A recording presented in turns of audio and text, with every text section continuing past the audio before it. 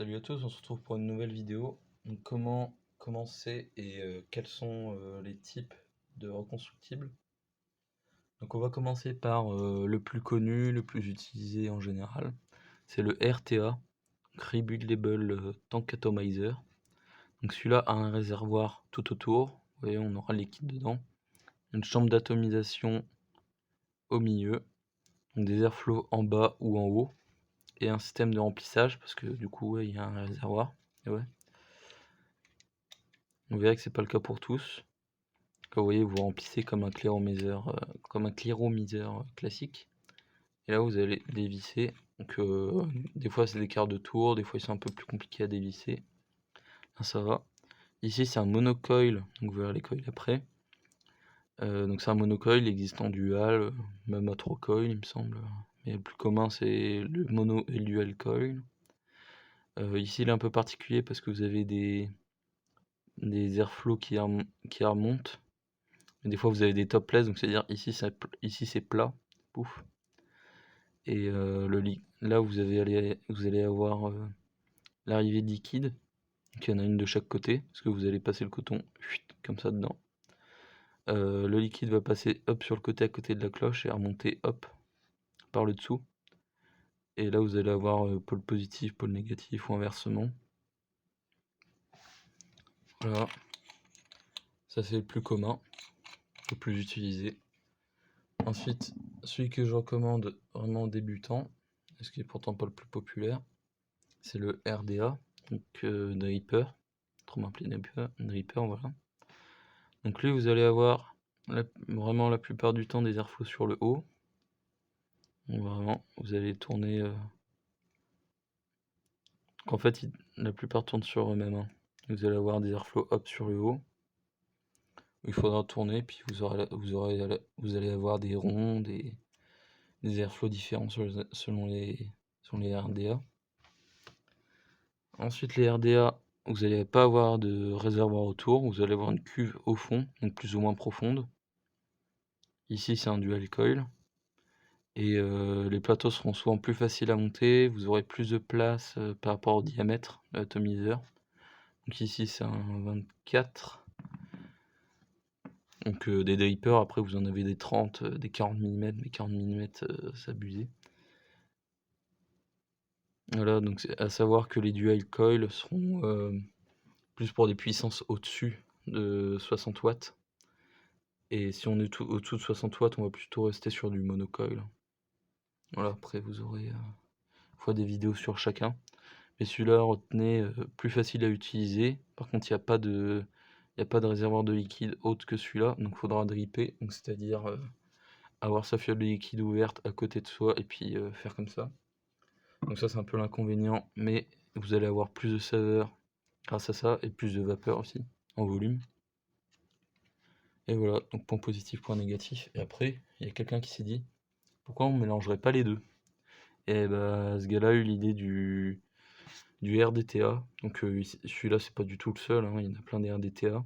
Il y en a avec des câbles, donc vous allez avoir le tank du RTA au-dessous et en fait comme juste un dripper au-dessus des cuves. C'est vraiment juste ça. Donc ici il n'y a pas de câble en métal. Ici c'est les mèches de coton qu'on doit faire descendre dans la cuve. Et voilà, il y a ce deux systèmes là, donc je m'excuse, il y a du jus partout. En fait, c'est grand. Voilà. Donc là, comme un dripper, on va ouvrir. En fait, vous voyez, c'est vraiment un dripper. Donc là, j'en ai pris des différents, mais c'est vraiment juste un dripper au-dessus d'une cuve.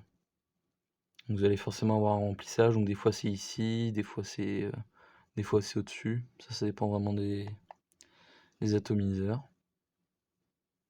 Voilà. Donc le cotonnage va être un peu plus fastidieux que sur un dripper. Et je vous ai dit également, celui-là, il est plus difficile à prendre en main qu'un dripper. Parce qu'en fait, le cotonnage va être plus compliqué. Donc c'est-à-dire que quand vous allez mettre le coton, il faudra plus ou moins des épaissières selon le jus, selon l'atomiseur. C'est une vraie galère, tandis qu'en vrai, le dripper, peu importe la quantité de coton que vous mettez, à part si vous ferez vraiment sur la taille de la mèche, donc ça on va vous verra dans la prochaine vidéo, il y a pas moyen de se tromper, quoi. Donc là, voilà. Donc celui-là, il y a une cuve, mais vous avez les avantages du Draper, c'est-à-dire saveur, volume de vapeur. Donc celui-là, très aérien. Vous voyez, c'est énervé. Encore là, pas au max, j'ai pas tapé une grosse taf. Ensuite, on va voir qu'est-ce qu'il faut pour refaire son montage. Donc vous aurez d'abord besoin de coils. Donc là, j'en ai des différents, des chinois. Je vous ferai une vidéo plus détaillée sur les coils. Et là, vous avez des aliens. Il y a des fusées de Clapton, etc. Bon là, c'est juste le principe d'avoir des coils. Donc là, je vais juste en sortir un.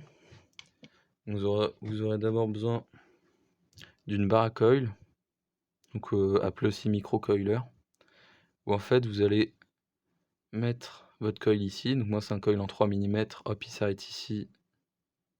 C'est ce qui correspond aux 3 mm. Ensuite vous allez avoir des coil trimmers, donc ça c'est pas non plus obligatoire, mais c'est bien pour être plus précis au niveau de ces mesures.